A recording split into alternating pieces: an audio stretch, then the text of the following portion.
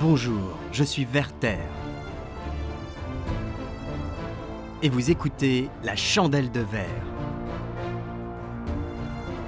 le podcast de la garde de nuit qui analyse la saga Trône de Fer.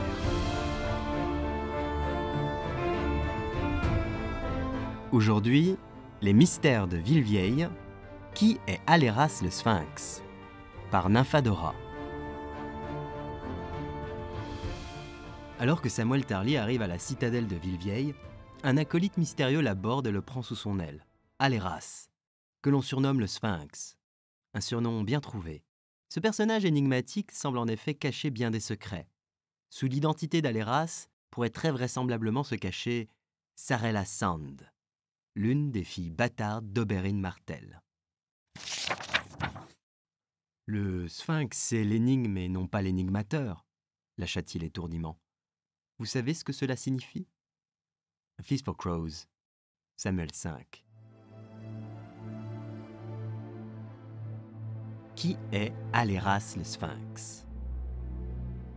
Aléras, surnommé le Sphinx, est un acolyte de la citadelle de Villevieille.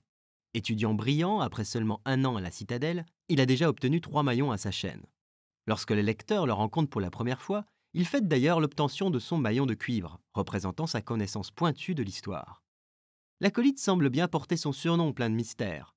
Intriguant même ses camarades, il semble en savoir long sur des sujets sur lesquels eux-mêmes n'ont que peu d'entendement, et notamment les dragons. À la fin de A Feast for Crows, il fait par ailleurs partie de l'entourage proche de Maître Marwyn, l'archimestre sulfureux spécialiste de la magie et des sciences occultes. C'est d'ailleurs par l'intermédiaire de Marwyn que Sam le rencontre.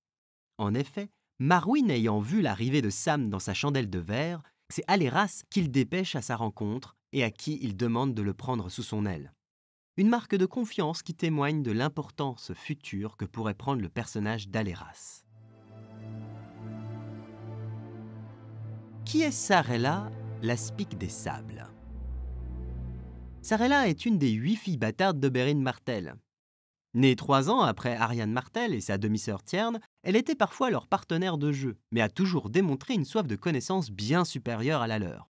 Lors des événements qui secouent Dorne dans A Feast for Crows, elle n'est pas présente dans la principauté et, en conséquence, ne subit pas le confinement auquel sont soumises ses demi-sœurs par le prince Doran Martell, qui redoute les troubles qu'elles peuvent amener.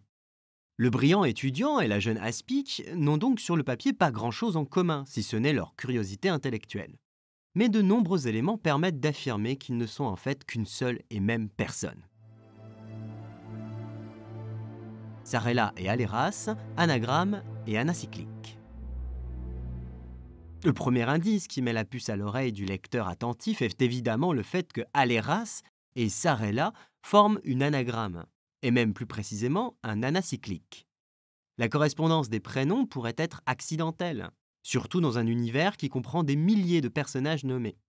Mais George Martin laisse rarement les choses au hasard, et cette coïncidence est quand même très grosse.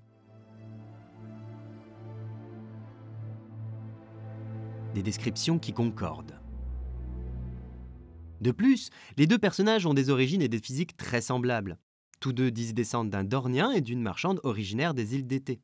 Aléras, l'apprenti maître, a par ailleurs une ressemblance troublante avec Oberyn Martell. Plus précisément, il est indiqué à plusieurs reprises qu'il a une implantation des cheveux en V. Or, l'expression anglaise « widow's peak », qui décrit cette implantation capillaire bien particulière, n'est utilisée que rarement dans les romans. Elle ne décrit quasiment qu'Oberyn et sa fille, Lady Nymeria. Seuls 3 autres personnages sont décrits avec ce trait. Clinkfrack, le personnage très secondaire de Ser Glenton Wet, et Aléras.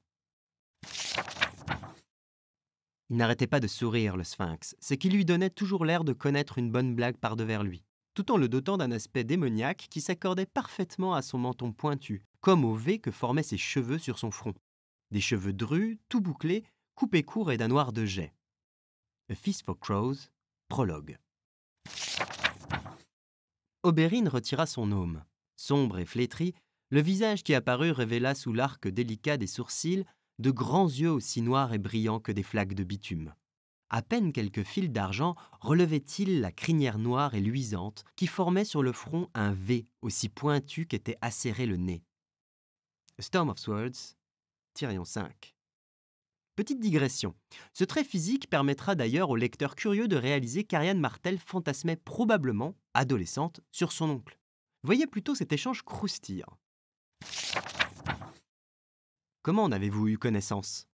Grâce à mon oncle, qui nous y avait amenés, moi, Tierne et Sarella. Le souvenir fit sourire Ariane.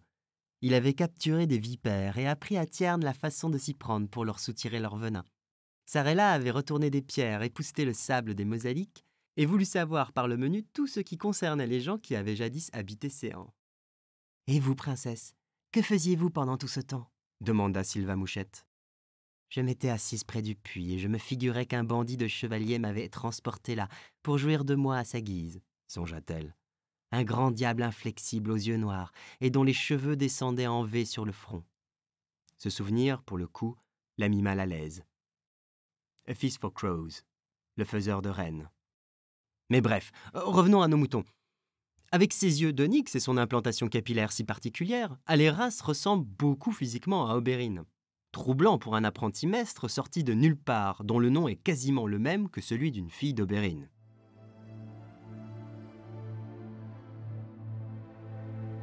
Des compétences rares. On notera par ailleurs qu'Aléras est très doué avec un arc dans les mains. Là encore, pour un fils de marchand, cela peut sembler peu anodin.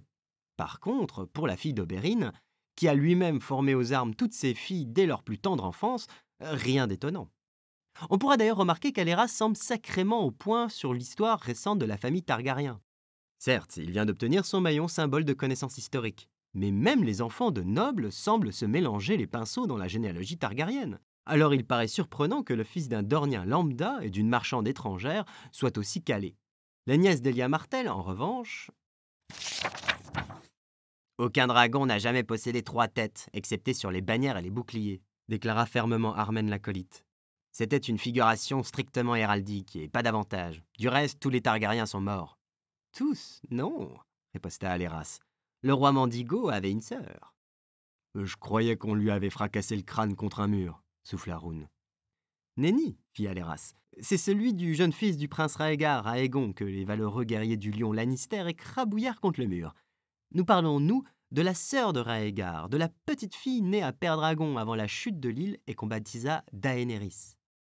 La Typhonnée, je me la rappelle à présent. A Feast for Crows, prologue. Le jeu de Sarella. Dora nous indique par ailleurs que sa nièce Sarella joue à de drôles de jeux loin de Lancelion. Jouer à l'apprenti-maître, sur les traces d'Oberyn qui forgea 6 maillons avant de se lasser de la citadelle, ne serait donc pas si surprenant. Sarella, c'est une femme faite à près de 20 ans. À moins qu'elle ne vienne à Dorne, je ne puis strictement rien faire en ce qui la concerne, excepté prier qu'elle fasse montre de plus de bon sens que ses sœurs. Abandonnez-la à ses jeux. A Feast for Crows, le capitaine des gardes. Enfin, Nymeria nous indique que l'une de ses petites sœurs adore Villevieille, tandis qu'Arya nous explique que Sarella ne ratait aucune occasion de s'immiscer là où elle n'avait pas sa place. Ainsi, il existe une foule d'indices concordants pour nous indiquer que Sarella et Aléras ne sont qu'une seule et même personne. Et cela pourrait avoir des conséquences importantes sur la suite de l'histoire.